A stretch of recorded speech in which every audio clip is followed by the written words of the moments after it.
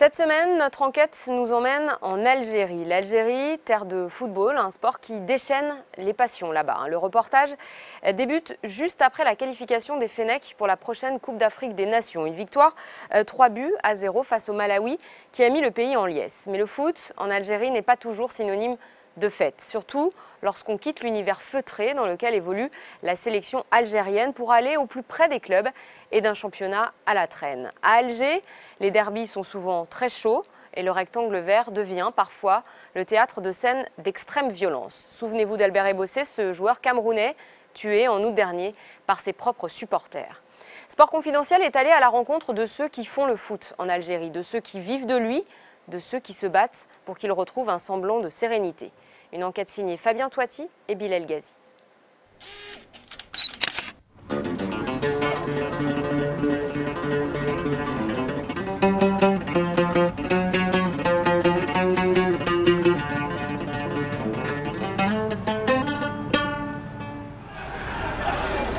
Moment de communion entre les joueurs algériens et leurs supporters.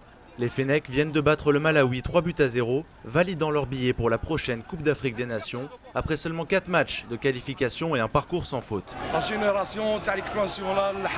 On a une super génération, ils sont jeunes, et je pense qu'avec eux, on aura des résultats dans les 5 prochaines années.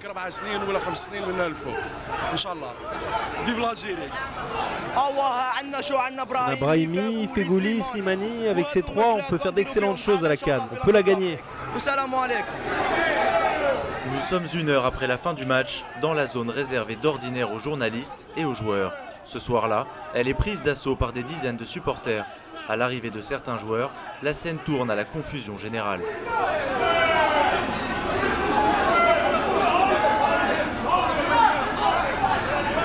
On le ressent depuis la Coupe du Monde et les matchs de qualification, on s'en a fait rêver du public et l'attente de beaucoup de personnes, à nous de répondre présent sur le terrain.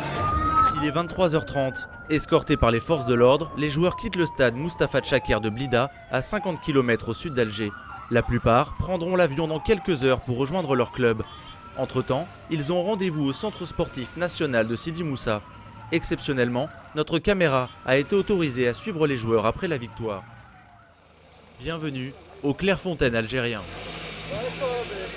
Inauguré en 2011, il est le symbole de l'élite du football en Algérie. Un outil indispensable pour l'équipe nationale et son sélectionneur Christian Gourcuff, arrivé à la tête des Fennecs après la Coupe du Monde. Le défenseur de Naples, Fawzi Goulam, s'occupe de nous faire visiter les lieux. Donc là, c'est marqué, c'est le restaurant. C'est là où on déjeune, on fait tous nos repas ici. Donc on est tous là. Ce soir, après le match, toujours couscous. Donc ça va, il est pas mal. Hein. Moi, je mange que celui de ma mère, mais celui-là, il passe bien quand même. Je crois que c'est la première fois que la télévision rentre dans les locaux.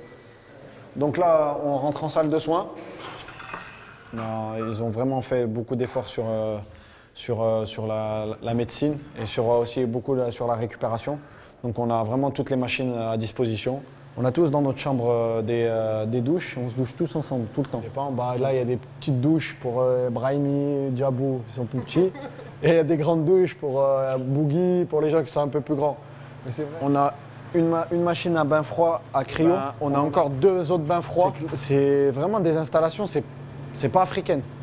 Quand on arrive en sélection, on se croira encore en Europe et comme si on évoluait en Europe. Je vais tenter une chambre au hasard, attendez. Non. Il y a quelqu'un qui est parti. Oh, désolé les gars. C'est Raïs. La chambre Ishaq. C'est une chambre classique pour un joueur de football. Après, c'est vrai qu'on a un balcon, mais en fait, on est très peu dans les chambres. On est souvent tout le temps dehors entre nous. On vient juste pour dormir ici. Nous, en tant qu'Algériens, on a une certaine manie que quand on perd, on est des mauvais perdants. Je crois qu'il n'y a qu'une raquette qui doit être potable. Pourquoi? Parce qu'ils perdent, ils la jettent par terre, contre le mur, ça dépend. Parce que vu les moyens que l'État et que le président a mis dans la sélection, à un moment, il faut qu'il y ait un rendu de la part des joueurs. Après, maintenant, on a aujourd'hui 12 points sur 4 matchs, on a 4 victoires. Donc le peuple algérien, il attend qu'une chose, c'est qu'on ramène la Coupe d'Afrique des Nations à domicile. Remporter la CAN est l'objectif numéro 1 bien sûr, mais la fédération algérienne ne veut plus se contenter de résultats immédiats, elle souhaite un projet sur le long terme. L'intérêt, c'était justement de développer au mieux le football algérien. Et alors après, c'est à titre consultatif, c'est-à-dire que bon, après, ça dépendra c'est le président de la fédération qui m'accordera un peu plus de crédit, je dirais, à ce que je proposerai. Mais bon, c'est vrai que moi, ce qui m'intéressait ici, c'est que je pense qu'il y a un gros potentiel, une ferveur. Il y a beaucoup de choses à utiliser pour aider à son développement. Le football algérien à l'international, on va dire, on donne une bonne image, mais c'est vrai qu'au niveau du championnat local, il y a encore du progrès à faire. Un football à deux vitesses. Pour constater ce décalage entre la sélection nationale et le championnat local, nous nous rendons 2 jours plus tard à Alger pour assister à un match de la 7e journée de Ligue 1. Pour éviter toute provocation, nous filmons l'entrée du stade en caméra discrète. Ce soir-là, le NAHD reçoit le CRB, 2 clubs des quartiers populaires de la capitale algérienne, 2 clubs à la rivalité historique sur le terrain, mais surtout dans les tribunes.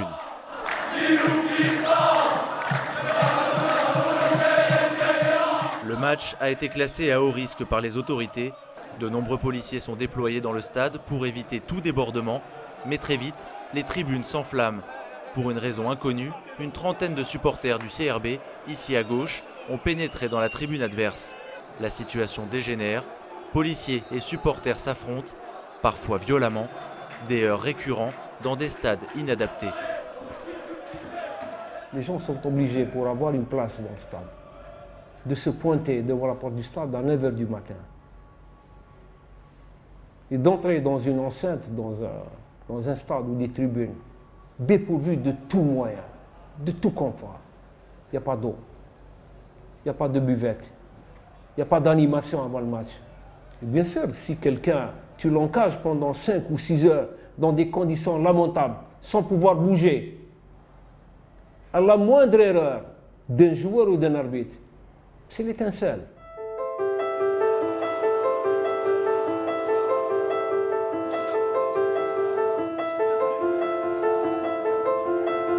Il y a trop d'excès dans leur passion.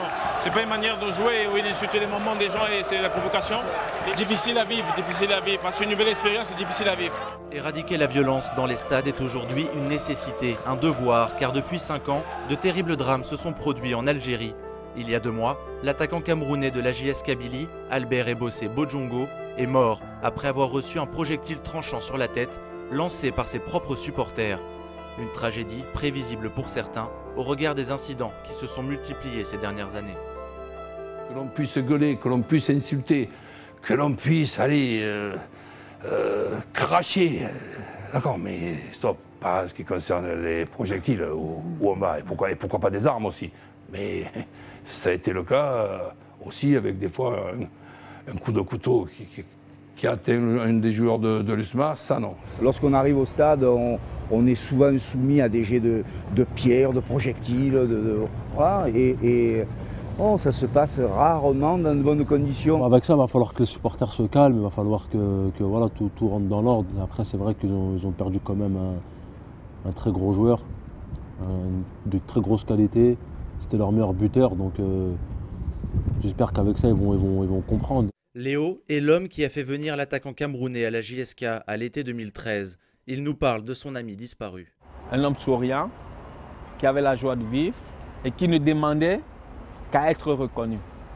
Parce qu'il avait des ambitions et des objectifs à long et à moyen terme. Son rêve, c'était de porter le maillot de l'équipe nationale du Cameroun avec le dossard 9. Puisqu'il aimait se faire appeler B9. Bodjongo. Il y aura d'autres drames parce que rien n'a été entrepris pour améliorer la situation. La preuve, après le décès, c'est dramatique, d'un joueur professionnel évoluant en Ligue 1, le championnat s'est arrêté 2 ou 3 semaines.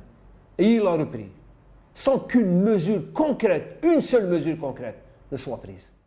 Cette montée de la violence a créé une fracture entre les générations de supporters. Ces hommes sont tous des présidents de comités de supporters des différents clubs algériens. Tous fréquentent les stades depuis plus de 40 ans. Ils ont créé une association en faveur de l'éthique sportive. Leur but, sensibiliser les jeunes et encadrer les supporters pour que les stades redeviennent des lieux sécurisés. On parle de violence, moi je ne crois pas à ça. Pourquoi? J'ai parlé des années 70-80, il y avait les mêmes infrastructures. Et les mêmes moyens. Les mêmes stades. Qu'est-ce qui a changé? C'est la génération. Il faut qu'on soit présent, il faut qu'on participe, il faut qu'on collabore, il faut qu'on mette la patte là-dessus. Parce que c'est notre rôle. On ne peut pas abandonner. On est amoureux de ce sport roi qui est populaire mondialement. Il faut qu'on agisse. Pour garantir la sécurité de ses supporters dans les stades, de grands chantiers ont été lancés par le ministère de la Jeunesse et des Sports. Une dizaine de stades au total vont être construits ou rénovés partout dans le pays. À Alger, le stade du 5 juillet est l'enceinte qui accueille habituellement les rencontres internationales. Il y a un an, 2 supporters y ont trouvé la mort en tombant des tribunes. Il est en rénovation depuis et devrait rouvrir ses portes fin 2016. À Tizi Ouzou, la JSK attend la livraison de son nouveau stade olympique. Son président, Mouhand Anachi, a accepté de nous rencontrer pour évoquer les problèmes de sécurité dans les stades. Il faut faire comme en France. Le supporter qui a fait du mal, il est au commissariat et il reste au commissariat jusqu'à la fin. Comme ça, il ne voit pas le match. Il faut arriver à ça. Pourquoi pas arriver à ça? Il est venu, le responsable de la sécurité du PSG. Il est venu, il a vu le ministre, il est venu à Tizi Ouzou, au stade, on a discuté. C'est pas facile de faire comme eux, mais on doit copier, on doit commencer. Se doter d'infrastructures modernes est une première étape, mais comment exploiter au mieux l'immense potentiel de ce pays passionné par le ballon rond? En Algérie, le football est partout et 50% de sa population a moins de 25 ans. Pourtant, l'Algérie ne forme pas, ou trop peu, ces jeunes footballeurs. La formation, un domaine ignoré par les clubs de l'élite, malgré l'instauration du professionnalisme il y a 5 ans. 90% des joueurs ayant participé aux 2 Coupes du Monde de 2010 et 2014 ont été formés à l'étranger. Ouais, c'est peu de pratique au niveau des jeunes notamment, ce qui m'inquiète un petit peu parce que un petit peu à l'image de ce qui se passe en France où il n'y a pas, avec l'urbanisation, il n'y a plus tellement de lieux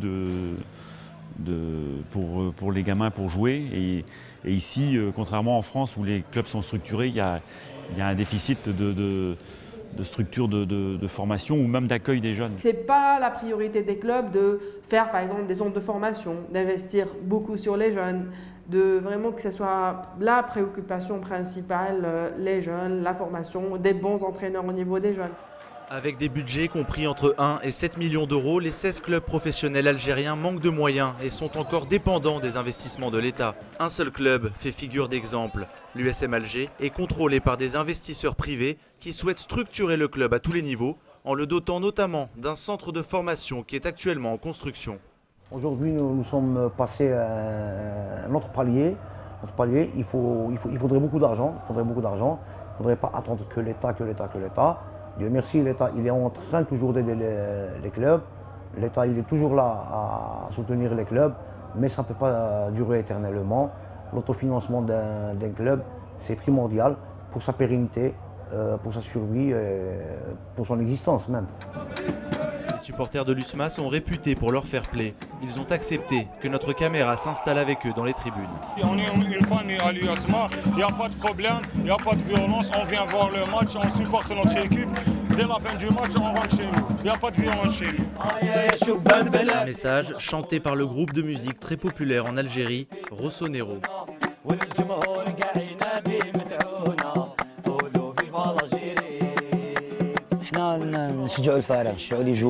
On fait ça pour motiver les joueurs et pour les encourager. On ne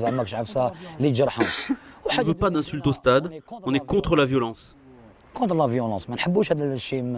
Depuis toujours, on prône le fair play entre les supporters. On est connu pour ça. Il faut cultiver les gens. Le message du groupe, c'est pour cultiver les supporters et pour qu'il n'y ait pas de violence dans les stades. Le football algérien est maintenant face à ces défis.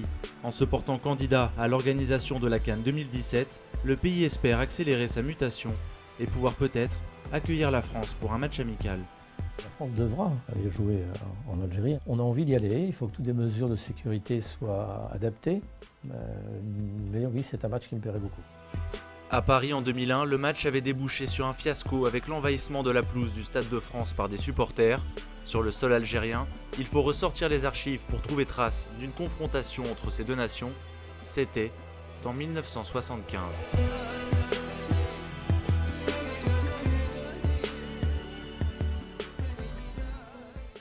Bilal Ghazi, merci beaucoup d'être avec nous. Ce qui frappe dans cette enquête, c'est le contraste vraiment entre l'équipe nationale et le football local. Oui, c'est le contraste qui nous a saisi durant les 5 jours de reportage sur Alger, d'autant que notre séjour avait commencé avec l'équipe nationale, qui dispose des mêmes moyens que les grands clubs européens. À chaque fois qu'on a pu discuter avec Christian Gourcuff, il nous loue la qualité des moyens dont il dispose et surtout la facilité avec laquelle il les obtient. Et tout de suite derrière, on a basculé dans le football local qui apparaît un peu comme le parent pauvre du football algérien, avec un professionnalisme assez récent qui est apparu en 2008, des manques de moyens, un niveau sportif assez médiocre. Il y a encore beaucoup d'efforts à fournir pour que le championnat algérien puisse progresser et se mettre au moins à la hauteur de son équipe nationale. Ce qui frappe Bilal dans cette enquête également, c'est la violence qui touche ce football algérien, notamment lors des derbys. Est-ce que c'est un phénomène en expansion? Est-ce qu'il y a des mesures déjà pour endiguer cette violence? La plupart des acteurs qu'on a pu rencontrer nous avaient signalé que malheureusement le drame Ebossé avait été assez prévisible. Il y avait déjà eu beaucoup d'incidents assez graves lors des précédentes saisons, notamment il y a quelques saisons, Abdelkader Laifaoui, qui est un ancien international algérien, qui avait été poignardé lors d'un envahissement de terrain. Et aujourd'hui, petit à petit, des mesures qui sont prises, notamment au niveau de la dotation de caméras de vidéosurveillance, la formation des stadiers. Mais il y a un principal obstacle qui empêche ces mesures d'être efficaces, c'est la vétusté des stades, les conditions d'accueil aussi des spectateurs qui sont parqués entre guillemets dans des conditions très difficiles avec l'absence de buvette, le manque de sanitaire. Et aujourd'hui, il y a encore beaucoup de choses à faire dans la modernisation des stades pour pouvoir avoir des stades en totale sécurité.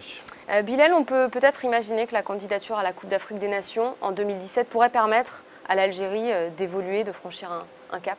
Oui, parce qu'il y a beaucoup de projets de construction de stades, il y a aussi des stades qui sont rénovés actuellement, mais certains chantiers sont à l'arrêt, certains chantiers avancent très lentement, et l'obtention de cette CAN obligerait un petit peu tous ces projets à s'accélérer. Il y a aussi une question d'image. Aujourd'hui, l'Algérie, en termes de sécurisation, serait obligée de très vite sensibiliser son public, très vite l'éduquer sportivement, entre guillemets, et donc l'Algérie sera fixée début 2015 pour l'obtention de cette CAN 2017. Merci beaucoup, Bilal Ghazi.